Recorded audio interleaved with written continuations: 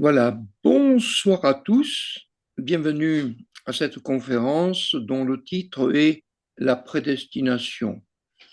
Beaucoup de gens confondent la prédestination et l'élection. Le terme élection est plus vaste, si vous voulez, que celui de la prédestination. C'est pas grave de les prendre pratiquement comme des synonymes, bien que nous allions voir qu'ils sont différents, quoique indissociablement liés. Il faut signaler tout de suite que ce thème a fait couler beaucoup d'encre au cours de l'histoire de l'Église. Et on doit dire que c'est un texte qui est quand même complexe, puisqu'il a suscité d'innombrables débats entre les théologiens. On peut citer Auguste Ième siècle, mais le Concile d'Orange, la position mitigée, si vous voulez, de l'Église de l'époque. Thomas d'Aquin relancera cela au XIIIe siècle. Et puis, il y a eu aussi le Concile de Trente, 1546.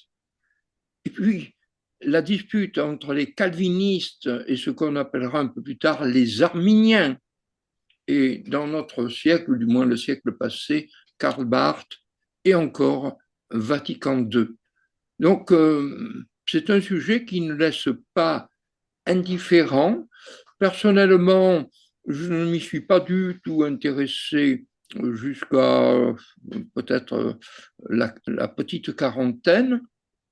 Pourquoi? Parce que j'ai cru simplement ce qu'il y avait dans la Bible et je l'ai accepté sans me creuser trop la tête. Par contre, dans mon service pour le Seigneur sur la voie publique, bien évidemment, j'ai rencontré d'innombrables personnes de tous bords. Et à un moment ou un autre, la question est posée. Donc, j'ai fouillé à l'époque et je suis arrivé à des conclusions que j'ai vérifiées lorsque j'ai préparé cette conférence. Et finalement, je trouve que c'était, voilà, j'avais bien vu du premier coup, du moins dans ce que j'ai pu comprendre. Alors, ce qu'on sait, c'est que la réforme a coupé le monde occidental en deux grandes parties, le catholicisme et le protestantisme.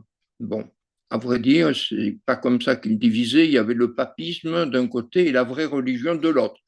Mais on se comprend quand même pour une bonne communication. Par contre, ce que la plupart des gens ne savent pas, c'est que le protestantisme est aussi coupé en deux. Il est coupé en deux. La plupart des gens ne le savent pas du tout. Il est coupé en deux parce que il y a une partie qui dit que les élus vont au ciel, mais que ceux qui ne sont pas élus vont directement en enfer sans aucune chance d'être sauvés. Et puis il y a ceux qui, comme moi, pensent que Dieu laisse la liberté à chacun, et on va le voir, il invite chacun. Donc, cette doctrine qui est très, très répandue, ne croyez pas que ce sont quelques exceptions par-ci, par-là, ça touche une très grande partie de la chrétienté. Donc, je vais essayer de vous faire une présentation simple de ce sujet compliqué. C'est l'objectif. Pour le faire, j'ai choisi un plan en trois points. Les fondements, la théologie et troisièmement, la Bible. Qu'est-ce que nous dit la Bible? Commençons par le point 1.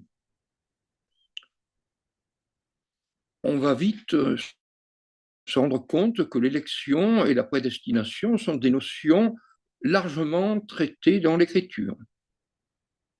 On peut se rappeler aussi que le peuple d'Israël est le peuple élu de Dieu, c'est-à-dire choisi par Dieu du milieu des autres nations. Alors, sa prédestination, son espérance, en tant que, eh bien, selon l'Écriture, c'est d'être un jour à la tête des nations. Il y aurait beaucoup à dire, mais ce n'est pas le thème de maintenant. Je souligne donc que l'élection est biblique et pour cela, on va lire quand même beaucoup de versets en cette soirée.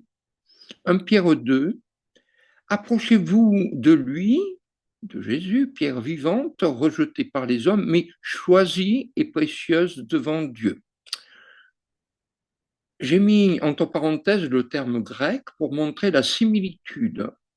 Vous voyez, vous avez ici les 7 emplois, je crois, 1, 2, 3, 4, 5, 6, 7, dans l'écriture. C'est le même terme en grec qui a été traduit par choisir ou par élire. On retient cela, donc on peut dire que les deux expressions sont synonymes. Car il est dit dans l'Écriture, voici que je mets en Sion une pierre angulaire, choisie, précieuse, et celui qui croit en elle ne sera point confus.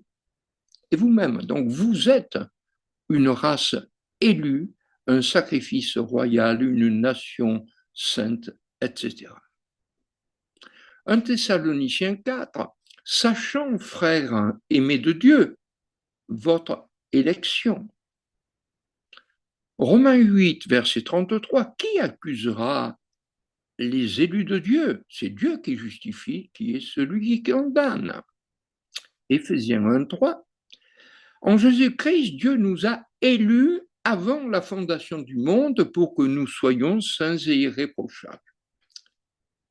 Notez les expressions soulignées avant la fondation du monde, parce que j'aurai l'occasion d'y revenir, parce que ça a donné encore l'occasion de trouver des doctrines qui m'apparaissent un peu comme bizarres. J'y reviendrai. Colossiens 3,12, ainsi donc, comme des élus de Dieu, saints et bien-aimés, revêtez-vous d'entrailles de miséricorde. Donc ce terme est employé pas beaucoup dans l'Écriture, il est employé, le nom est employé 7 fois, le verbe est employé 22 fois. Mais il faut se rappeler toujours que si on fait une étude complète, il faut chercher aussi le verbe choisir.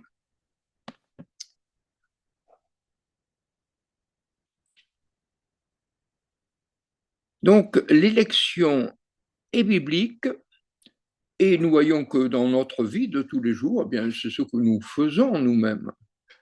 Nous choisissons, nous élisons un conjoint, nous élisons un président et à vrai dire, si on réfléchit un peu, nous passons notre temps, toutes nos journées à choisir, à faire des choix.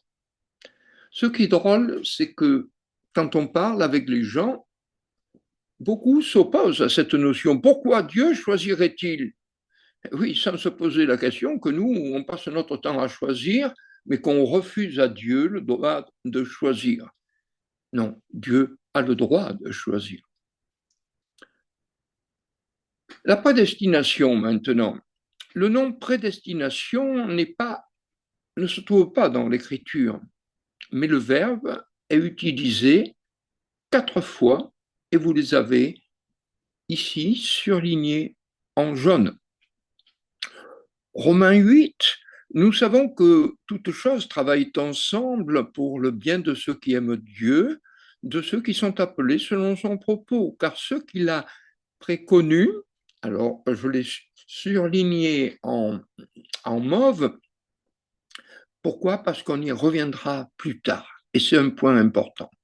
Il les a aussi prédestinés à être conformes à l'image de son Fils pour qu'il soit premier-né d'entre plusieurs frères. Et ceux qu'il a prédestinés, il les a aussi appelés et justifiés. Et ceux qu'il a justifiés, il les a aussi glorifiés. j'ai surligné en gris l'expression que j'ai rajoutée dans le texte, savoir. Je relis. Il les a aussi appelés, et ceux qu'il a appelés, et j'ai mis que ça correspondait à ceux qui ont répondu à son appel. Oui, parce que c'est quand même sous-entendu par d'autres enseignements et affirmé par d'autres enseignements de l'Écriture. En Éphésiens 1, 13, 14, nous trouvons par exemple 1, vous avez entendu la parole de la vérité, 2, vous avez cru, vous avez ajouté foi à cette parole, et 3, eh bien, vous avez reçu les arts de l'héritage par la réception du Saint-Esprit. Éphésiens 1:3. Béni soit le Dieu et Père de notre Seigneur Jésus-Christ, qui nous a bénis de toute bénédiction spirituelle dans les lieux célestes en Christ, selon qu'il nous a élus en lui, je l'ai simplement souligné et mis en évidence, puisqu'on vient d'en parler, en lui avant la fondation du monde pour que nous fussions saints et irréprochables devant lui en amour, nous ayant prédestinés pour nous adopter pour lui par Jésus-Christ selon le bon plaisir de sa volonté. Et enfin, le verset 11, le Christ en qui nous avons aussi été faits héritiers, ayant été prédestinés, selon le propos de celui qui opère toutes choses, selon le conseil de sa volonté.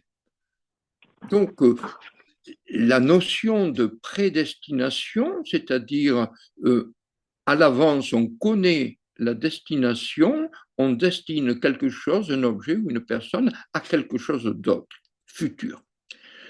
Et pour prendre une image simple, nous savons tous que nous achetons un cadeau pour quelqu'un dans le désir de lui offrir. Nous le préparons à l'avance, ou nous préparons à l'avance le mariage de nos enfants. Et pourquoi nous faisons cela? Eh bien, parce que nous envisageons un événement futur ou une récompense dans le cas du cadeau futur. Je l'achète pour son anniversaire. Et on peut dire que ce cadeau est prédestiné à être offert à notre enfant. Ce que je voudrais souligner aussi, c'est que la destinée prévue à l'avance pour les enfants de Dieu est une destinée entièrement positive. Je n'ai pas mis exactement tous les versets, il y en a un peu plus encore. 1, on est prédestiné pour un salut qui est prêt à être révélé. 1 Pierre 1. 2, pour une espérance vivante. Toujours 1 Pierre 1. 3, pour nous adopter. Éphésiens 1, 3. 4, pour être héritier. Éphésiens 1, verset 11. 5, pour un héritage incorruptible. 1 Pierre 1, 1.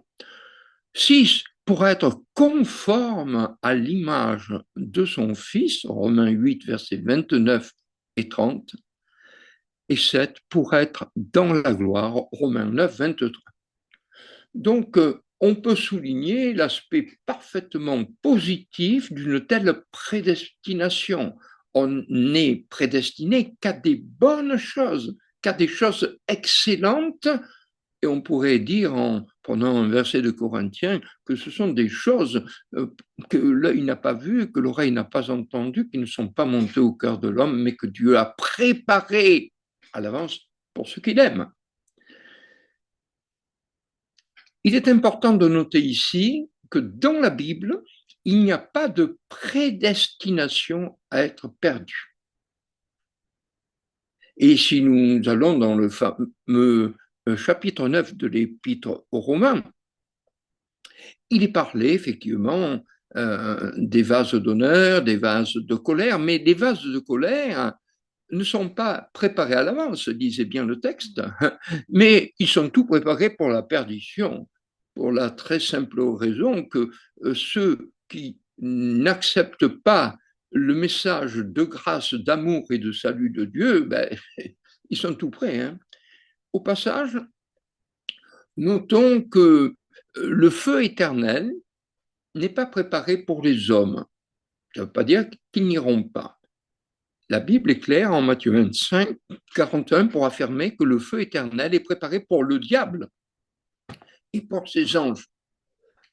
Par contre, ceux qui ne veulent pas suivre Dieu, eh bien, ils suivent volontairement ou involontairement le diable et ils partageront son sort, ce qui est une nuance quand même intéressante à retenir. Et maintenant, il est grand temps d'essayer de vous donner une petite clé pour la compréhension des choses. J'ai trouvé personnellement, mais ça fait de très nombreuses années, la clé, et j'ai accepté les choses très simplement. 1 Pierre 1.1 nous dit que Pierre, apôtre de Jésus-Christ, écrivant à ceux qui séjournent parmi les nations, et il parle d'eux comme élus selon la préconnaissance de Dieu. Je vais revenir dessus. Et de la même façon, on l'a déjà vu en Romains 8, verset 29, ceux que Dieu a préconnus, il les a aussi prédestinés. Je prends le texte tel qu'il est. Il est évident pour moi que la préconnaissance de Dieu est antérieure à l'élection, elle est antérieure à la prédestination. Je reprends des expressions, on en a peut-être déjà vu une ou deux. Dieu, dans sa grande miséricorde, nous a régénérés pour une espérance vivante, pour un héritage incorruptible, pour un salut qui est prêt à être révélé au dernier temps. Si nous faisons un peu la récapitulation de ça, nous voyons qu'il y a par ordre la préconnaissance divine, l'élection, c'est-à-dire le choix, et la prédestination, l'avenir réservé à ceux qui ont été choisis. On retrouve cela, je le souligne, donc ici le point 1, qui est donc la préconnaissance divine. Le point 2, c'est l'élection. Et le point 3, c'est la prédestination. Je vous ai mis en bas cette petite clé qui montre que c'est ce qui m'a ouvert la compréhension de tels passages. Et là, je vous ai mis un petit cadenas avec 3 roulettes. Bon, ça offre quand même un millier de combinaisons. Et nous, qui par grâce connaissons le Seigneur, nous avons fait la combinaison gagnante. Mais, c'est un secret de famille. J'ai mis sur le côté gauche cette annotation qui est importante pour réfléchir, c'est que tous les versets bibliques relatifs à ce sujet s'adressent à des enfants de Dieu. Je répète, un secret de famille, que je récapitule ici.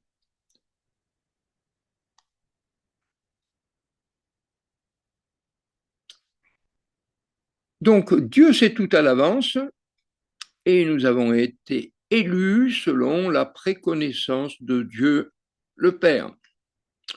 2, nous sommes choisis selon le bon plaisir de sa volonté, ça s'appelle l'élection. Et troisièmement, nous sommes destinés à être près du Seigneur dans la gloire, ça c'est la prédestination.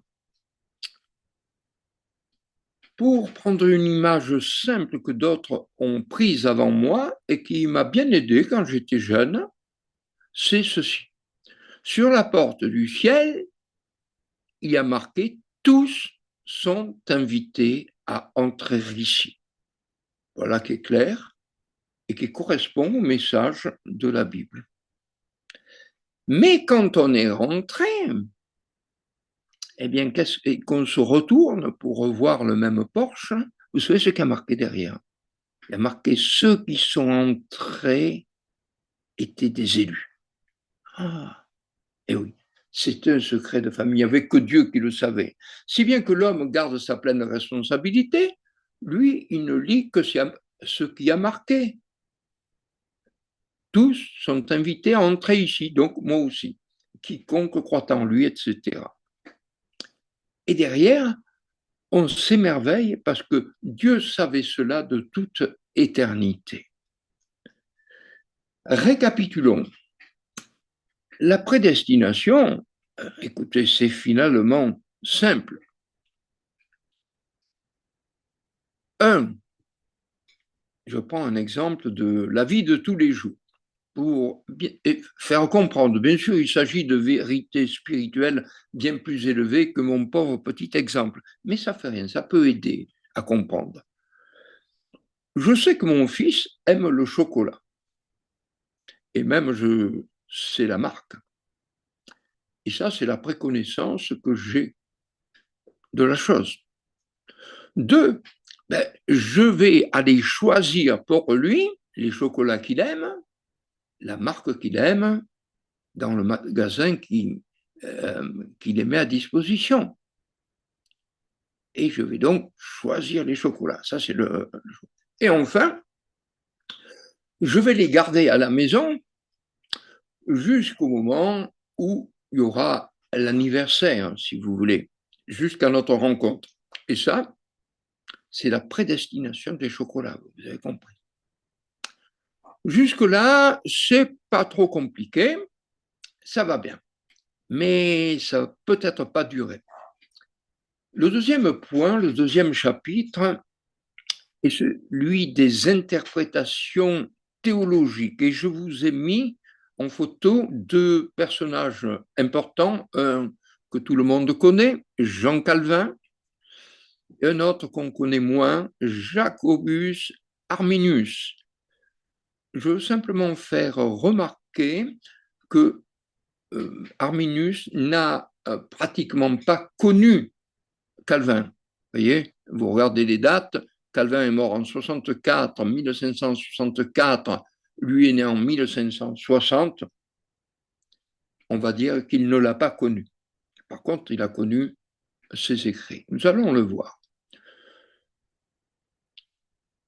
Donc, je vais vous parler un peu de théologie. Et j'ai sous-titré la théologie, tout était si simple avant. Alors, ne tombons pas dans les extrêmes. Globalement, nous sommes d'un milieu où on n'aime pas la théologie. Vraiment, la théologie, c'est un gros mot parmi nous, il ne faut pas trop l'employer. Ça a beaucoup évolué, je dois vous dire, en 30 ou 40 ans, mais c'est un peu comme ça. Alors, soyons simples, la doctrine, c'est la doctrine de Dieu, et de là l'étude de ce qui concerne Dieu. Chaque fois que nous lisons la Bible et que nous interprétons, ne serait-ce que pour nous-mêmes, nous faisons de la théologie sans le savoir. Donc, il ne s'agit pas de repousser le terme, ni même ce que la théologie peut nous apporter, ne serait-ce qu'au niveau de la classification des sujets. Et je crois que ça nous manque un peu. Je crois qu'on a globalement besoin d'une structure théologique. En tout cas, j'ai trouvé que c'était une bonne chose.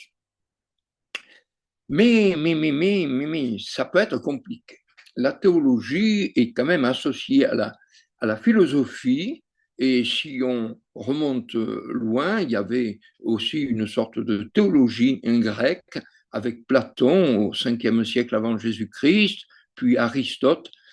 Quant au niveau chrétien, ben c'est principalement Origène, un homme qui a énormément écrit, qui a fait des commentaires pratiquement sur tous les livres de la Bible et qui a beaucoup apporté globalement, y compris sa méthode herméneutique, mais néanmoins il va être rejeté à un concile, je ne me rappelle plus exactement la date, parce que non, on s'est donné du temps, après le concile de Nicée, de regarder un peu ce qu'avaient enseigné les pères de l'Église, et puis bon, là, il va être rejeté. Après, eh bien, si vous voulez, la théologie est utilisée partout. À mon avis, hein, ce n'est que mon avis, c'est une approche quand même assez intellectuelle de la parole de Dieu. Et avec ça, alors, c'est difficile.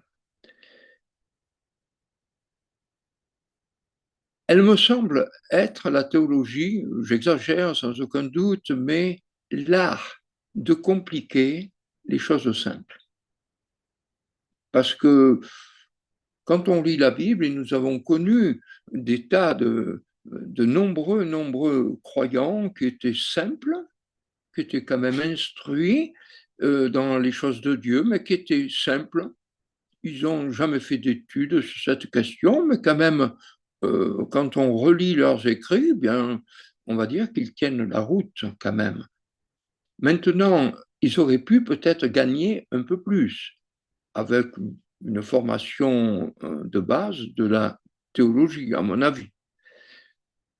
D'autant plus que la théologie est compliquée, puisqu'il y a une approche qu'on appelle apophatique et une approche cataphatique.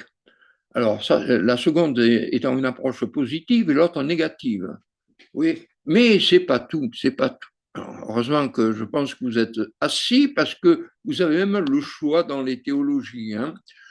Ah ben voilà, j'ai mis déjà les deux premières et je continue la théologie systématique, la théologie naturelle, la théologie historique, la théologie dialectique, la théologie de la prospérité, celle de la libération, la théologie biblique, la théologie de l'alliance et j'en passe.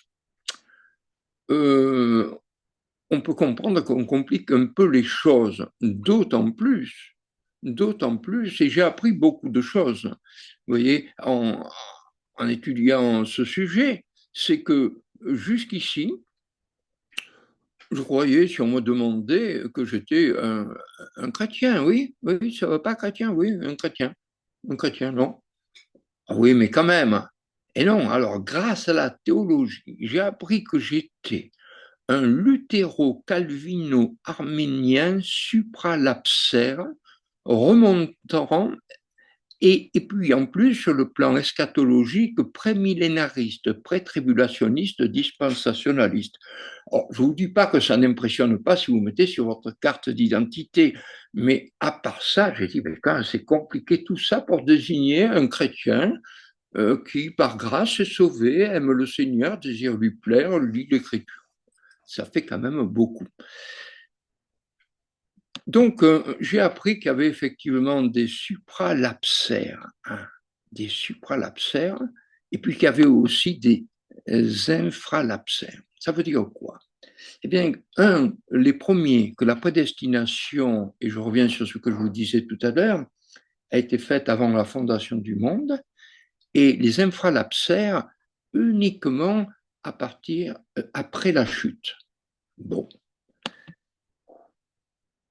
Si bien qu'il y a des gens qui sont calvinistes, c'est-à-dire que leur livre de chevet, et nous aimons l'espérer, la Bible en premier, mais en second, c'est l'institution de la religion chrétienne de Calvin que j'ai au passage sur mon bureau.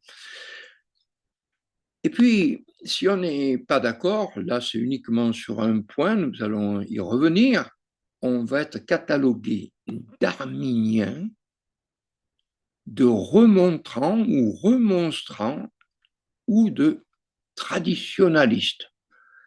Oh, ça fait beaucoup. Vous savez, dès qu'on se penche un peu sur la théologie, ça devient compliqué. Alors, retenons simplement ce que la Bible nous dit de façon très simple, très nette. Celui qui invoquera le nom du Seigneur sera sauvé. Ça, je comprends. Premier coup, je comprends. Regardons donc de plus près l'interprétation de Calvin qui a quand même marqué l'histoire de l'Église. Et vous allez peut-être être surpris de ce que je vous écris. Pourtant, c'est moi qui ai fait les recherches et j'ai le document à côté de moi. Dieu n'accorde pas à tout le monde indifféremment l'espérance du salut, mais il donne aux uns ce qu'il refuse aux autres. Page 854 de l'Institution. Encore une citation. Dieu ordonne les uns à la vie éternelle et les autres à l'éternelle damnation. Donc, quand on lit ça, on dit, mais ça ne me semble pas être correct, cela. Mais le pire, c'est pas là. C'est déjà pas mal, ça. Mais que pensait Calvin de ceux qui n'étaient pas entièrement d'accord avec lui? Alors, je vous lis les qualificatifs élogieux qu'il mettait sur eux.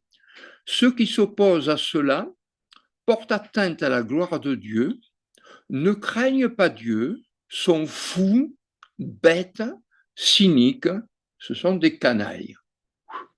Merci beaucoup. Et puis, il y aura un synode qui publiera les canons de Dordrecht en 1618, donc près de 100 ans après, et on garde la même chose. Hein. Ce décret que les pervers, les impurs et mal assurés tordent, écoutez bien, hein, pour leur perdition. Donc ceux qui ne sont pas d'accord avec Calvin sont perdus. Hein, c'est pas tout à fait rien. Mais qui donnent une consolation indicible aux âmes saintes et religieuses. Ça fait quand même beaucoup tout ça, mais si je résume, on pourrait dire que tous les hommes ne peuvent pas être sauvés, ce que Calvin appelle le décret de réprobation.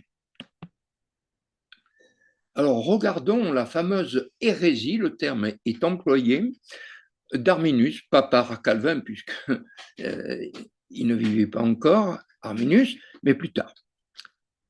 Alors, Arminius était un pasteur hollandais et qui avait eu sa formation théologique à Genève. Et son professeur, c'était Théodore de Bèze, le successeur, si vous voulez, de Calvin. Et il était intéressé par l'enseignement de Théodore de Bèze et du coup, il voulait même le défendre, aller plus loin. Et en faisant cette étude, il fut repris dans sa conscience en disant mais ça ne va pas ça.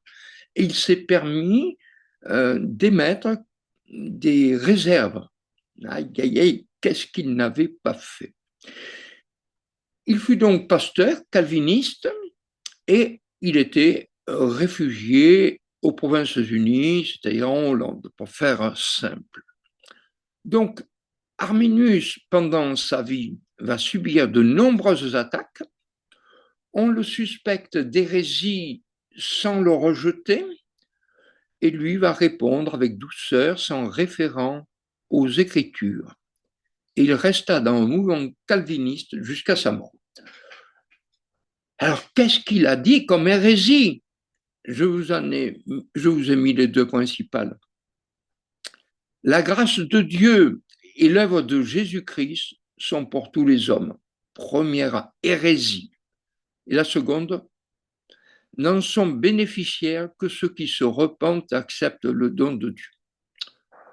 On a de la peine à comprendre et à accepter que ce soit là des choses inacceptables.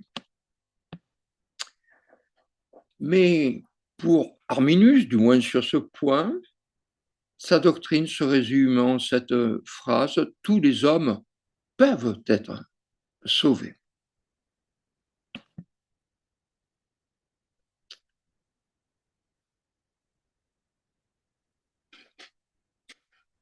Donc, Arminius fut accusé d'hérésie, mais pas condamné de son vivant.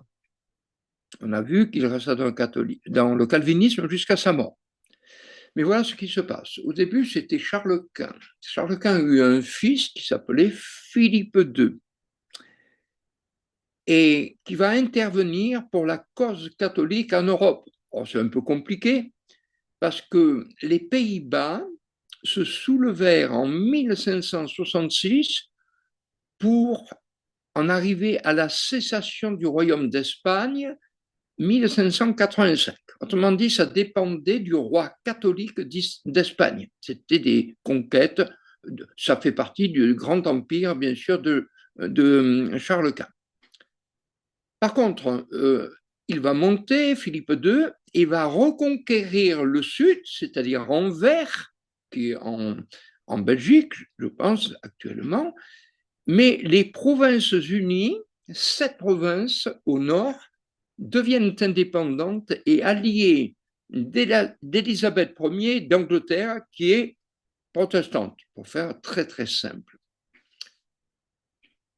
Il va y avoir une dispute entre les 7 provinces qui sont calvinistes. C'est qu'il y a la doctrine entre-temps d'Arminius qui s'était répandue et c'était insupportable. Donc, 4 provinces sur 7 dire oui à Calvin et non à Arminius, et puis 3 l'inverse. Pour mettre cela dans le marbre, si vous voulez, un concile un synode plus exactement, fut réuni à Dordrecht, donc en Hollande, en 1618. Et je précise ici que ce synode de Dordrecht est toujours actuel. Alors comment? Vous allez me dire, mais enfin, vous oubliez quand même qu'on est 400 ans après. Non, non, je n'ai pas du tout oublié. Et j'ai devant moi les canons de Dordrecht. Je les ai ici. Je les ai ici. Et c'est donc la condamnation de 5 points qu'avait soulevé Arminius. Condamnation totale. Mais le bouquet, ça m'a beaucoup plu. À la fin, c'est que, voilà ce qui est dit, forme du serment prêté au synode national qui doit être prêté aux synodes provinciaux, autrement dit partout. Je, sous-signé, enfin X ou Y, jure et proteste devant Dieu et devant cette sainte assemblée que je reçois, approuve et embrasse toute la doctrine enseignée de Calvin et décidée donc au synode de Dordrecht comme entièrement conforme à la parole de Dieu et à la confession de nos églises. Je jure et promets de persévérer toute ma vie dans cette doctrine et que je respecterai cela dans mes prédications, dans l'enseignement aux écoles, dans les lettres que j'écris, et je ne me départirai jamais de cette règle. Je déclare aussi et proteste que je rejette et condamne la doctrine des Arminiens, vu qu'elle fait dépendre l'élection de Dieu de la volonté de l'homme, exténue et anéantit la grâce de Dieu, etc., et renverse toute la certitude du salut. Ainsi Dieu me veuille aider et mettre propice, comme je jure devant lui, ce que dessus, sans aucune ambiguïté, ni échappatoire, ni rétention mentale. C'est quand même un peu dur de signer tout ça. Mais, surprise des surprises, voilà, ça c'est actuel.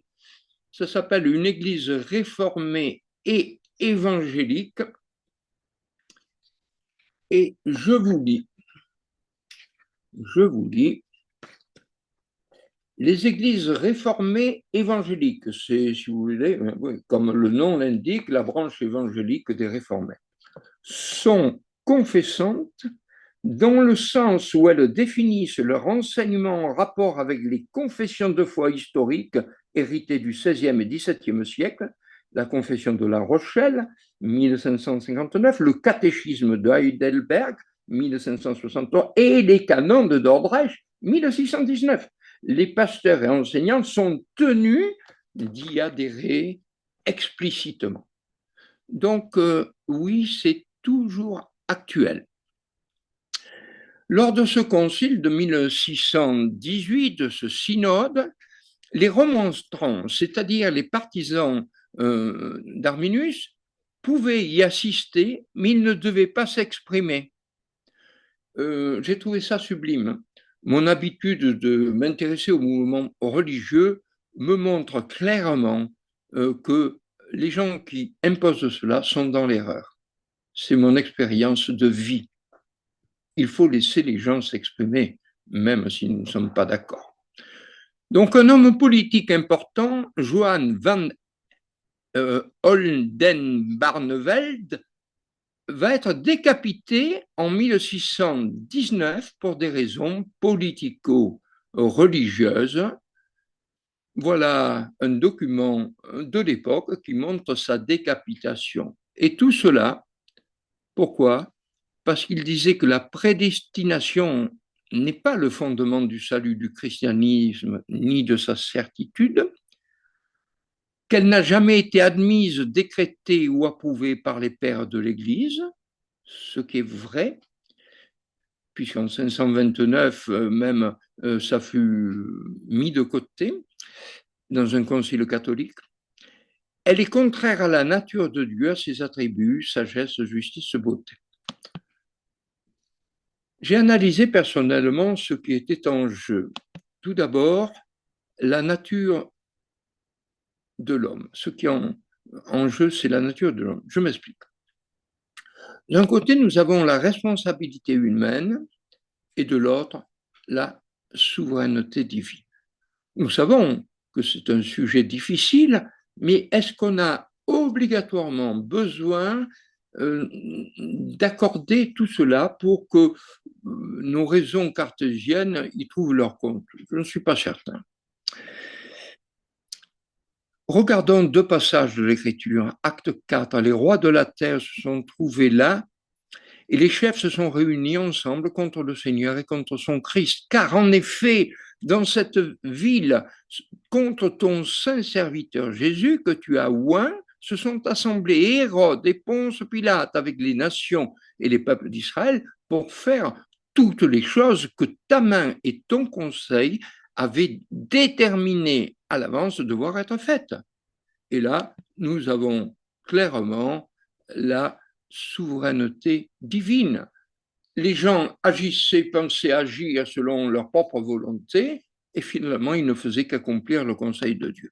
Mais si nous regardons dans le même contexte le chapitre précédent, acte 3, 13, voilà ce que dit l'apôtre Pierre au peuple d'Israël, qu'on pourrait dire, c'est pas sa faute, puisque Dieu voulait le faire ainsi, donc ils n'ont plus de responsabilité. C'est pas tout à fait ça.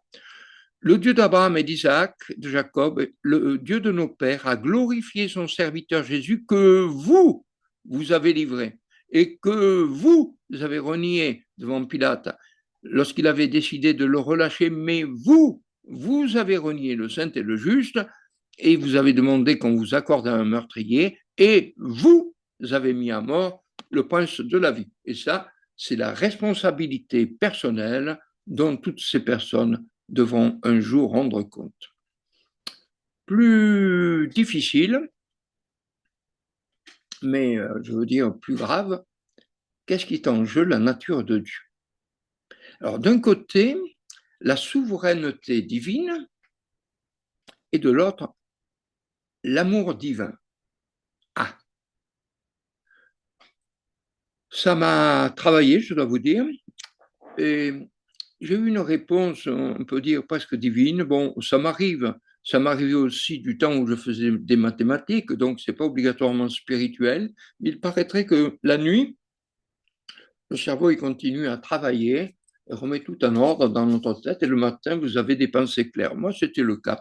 J'avais la solution, généralement, des problèmes difficiles que je ne savais pas résoudre la veille. Et là, en m'endormant, bien sûr, en pensant à ces sujets, voilà ce qui m'a été donné, que je partage avec vous. Ça mérite, je crois, d'être noté et surtout de réfléchir à cela. Je pense que sur le premier point, tout le monde est d'accord. Dieu est souverain dans ce qu'il fait. Et ça, si vous voulez, c'est ce qu'on trouve dans l'institution chrétienne. Et puis, nous sommes tous d'accord avec cela.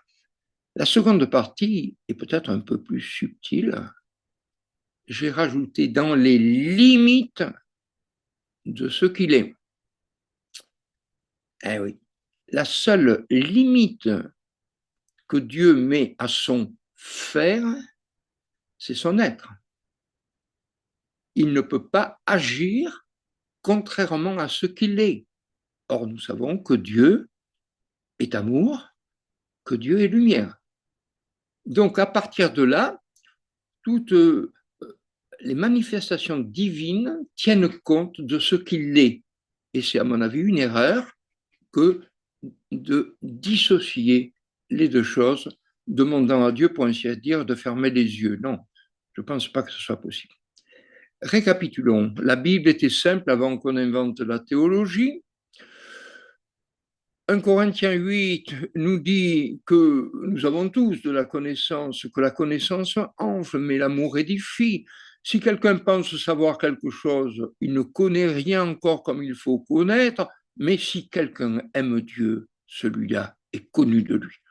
Retenons la dernière phrase. Matthieu 11, nous savons que alors que les malédictions viennent d'être prononcées sur les villes qui avaient écouté le message du Seigneur et qui ne l'avaient pas accepté, en ce temps-là, Jésus répondit et dit, je te loue, ô Père, Seigneur du ciel et de la terre, parce que tu as caché ces choses aux sages et aux petits-enfants, aux intelligents, pardon, et que tu les as révélées aux petits-enfants. Oui, Père, car c'est ce que tu as trouvé bon devant toi. Cela doit nous interpeller quand même. Ça ne veut pas dire que nous devons en toute chose en rester à l'état d'enfance. Nous sommes exhortés de diverses manières à atteindre l'état d'homme fait et d'homme spirituel qui discerne toute chose alors qu'il n'est discerné par personne. Mais de notre côté, Dieu révèle aux âmes simples les choses fondamentales. Deutéronome 29, 29, les choses cachées sont à l'Éternel notre Dieu, les choses révélées sont à nous et à nos fils pour toujours. Alors nous allons voir au troisième point, pour terminer, les déclarations bibliques qui sont claires et que Dieu nous a révélées. Sur la question du salut offert à tous, 1 Jean 2, 1, Jésus-Christ est la propitiation pour nos péchés, et non pas seulement pour les nôtres, mais aussi pour le monde entier. Jean 3, 16. Dieu a tant aimé le monde qu'il a donné son Fils unique, etc., afin que le monde fût sauvé par lui. Sur la responsabilité personnelle, on trouve déjà cette notion dans l'Ancien Testament et dans le fameux passage où Moïse dit en Deutéronome 30, 19, « J'appelle aujourd'hui à témoin contre vous les cieux et la terre. J'ai mis devant toi la vie et la mort, la bénédiction et la malédiction. Choisis la vie afin que tu vives. Choisis. C'est ta responsabilité, cela. » Notre Seigneur insistait aussi dans son enseignement sur ce point. Jean 5, 24, en vérité, je vous dis que celui qui entend ma parole et qui croit celui qui m'a envoyé a la vie éternelle et ne vient pas en jugement, mais il est passé de la mort à la vie. Celui qui entend et qui croit. Et le témoignage de Jean maintenant, Jean 1, 11, la parole vint chez elle ou le verbe vint chez lui et les siens ne l'ont pas reçu. Mais à tous ceux qui l'ont reçu, il leur a donné le droit d'être enfants de Dieu. Qui sait cela? Eh bien, savoir à ceux qui croient en son nom, qui ajoutent foi à la révélation faite, lesquels sont nés non pas de sang, ni de la volonté de la chair, ni de la volonté de l'homme, mais de Dieu. Et maintenant, sur la volonté éternelle de Dieu, est-ce qu'elle est clairement exprimée? Ben, à vous d'en juger. 1 Timothée 2,4. Notre Dieu sauveur qui veut que tous les hommes soient sauvés et viennent à la connaissance de la vérité. 2 Pierre 3,9. Le Seigneur prend patience, et je vous ai mis le mot à mot grec, ne pas voulant quelques-uns périr. Rendu par la Bible en français courant, Dieu ne veut pas que qui que ce soit aille à sa perte, traduite par la Nouvelle Bible seconde, il ne souhaite pas que quelqu'un se perde. Romains 2,4. Où méprises-tu les richesses de sa bonté, de sa patience et de sa longue attente, ne connaissant pas que la bonté de Dieu te pousse à la repentance? Il n'est pas dit que Dieu pousse les élus, elle pousse l'homme à la repentance. Jean 7, 37. Si quelqu'un a soif, disait le Seigneur, qu'il vienne à moi et qu'il boive. Est-ce qu'il n'y a que les élus qui ont soif? Ou est-ce qu'il y a toutes ces personnes qui souffrent, qui sont en manque, comme nous le voyons tous les jours? Et enfin, Acte 10, 42, Dieu nous a commandé de prêcher au peuple et d'attester que c'est Jésus qui est établi de Dieu juge des vivants et des morts. Tous les prophètes lui rendent témoignage que par son nom, quiconque croit en lui reçoit la rémission des péchés. Donc je pense que les choses sont évidentes. L'homme a une responsabilité dans la réception du salut. Il y a d'ailleurs un ordre pour se repentir et croire. C'est le résumé même du Seigneur donné par l'évangéliste Marc. Repentez-vous et croyez à l'évangile. Ça ne colle pas du tout avec cette doctrine qui dit que certains sont élus. Il ne fallait pas dire repentez-vous, puisqu'ils ne pouvaient pas le faire. Ou croyez à l'évangile, puisqu'ils n'ont aucune possibilité. Parce que ça va très loin. Ça va très loin. La question du calvinisme ou de la double prédestination, que pas tout le monde croit au sein même du protestantisme. C'est l'homme qui, en désobéissant à l'ordre divin de se repentir et de croire, qui se prive lui-même de la grâce et reste dans son état de péché.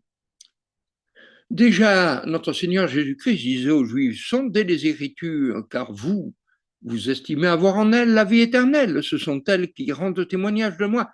Et vous ne voulez pas venir à moi pour avoir la vie. Est-ce que ces choses-là suggèrent un double possible? Je n'en vois pas. Et enfin, acte 13, 46, vous vous jugez vous-même indigne de la parole de Dieu, de la vie éternelle, pardon. Donc, je crois que tout cela est très clair. Je voudrais quand même insister sur la position donc du calvinisme classique et la double prédestination, qui a amené certains justement calvinistes, professeurs de théologie, à revoir leur copie. Et voilà ce que un écrivait. En réfléchissant que Dieu de toute éternité voulait créer des hommes. Dans sa tête, il a dit, je vais créer deux groupes. Le premier, bien celui-là, souverainement, il sera sauvé. Et de gré ou de force, ils sont choisis. Et d'ailleurs, l'institution chrétienne va loin puisqu'elle parle d'amollir, que Dieu est capable d'amollir le cœur des gens qui ne voudraient pas croire. Voilà, donc de gré ou de force, ils sont sauvés. Et un autre groupe qui, de toute manière, sont pour la perdition. Alors, ils n'ont pas encore péché, ils ne sont pas encore créés, mais ça fait. Comme ils vont hériter du péché là-dedans et qu'ils vont pécher, et eux n'ont aucune chance. Et on ne peut pas passer d'un groupe dans l'autre. Les écrits disent clairement qu'il n'y en aura pas un de plus, que le nombre est déterminé dès le début. Alors, franchement, quand cet homme, qui était un croyant, parce que nous avons des chrétiens très sérieux dans les calvinistes, ne serait-ce que John MacArthur ou Piper, n'est-ce pas? On a de la peine à comprendre cela. Néanmoins, je vous ai présenté les choses comme je les ai comprises, et l'avantage de cette position, c'est qu'elle me semble biblique, et que de notre côté, cela peut répondre à une question lancinante que plusieurs croyants parmi nous peuvent avoir lorsqu'on a la peine d'avoir des enfants qui ne sont pas convertis. Et le doute est là, et s'ils n'étaient pas prédestinés, etc., etc. Je crois avoir donné suffisamment d'éléments pour qu'on puisse réfléchir à ces choses. Peut-il y avoir dans nos familles chrétiennes des personnes qui ne sont pas élues et qui n'ont par conséquent aucune chance de salut? La réponse sera catégoriquement non. Le Père attend toujours les fils prodigues égarés pour les prendre dans ses bras, les couvrir de baisers et ordonner la fête. Récapitulons, soyons simples et recevons le cadeau de Dieu. La Bible, dans le dernier chapitre du dernier livre de la Bible, nous donne des choses essentielles.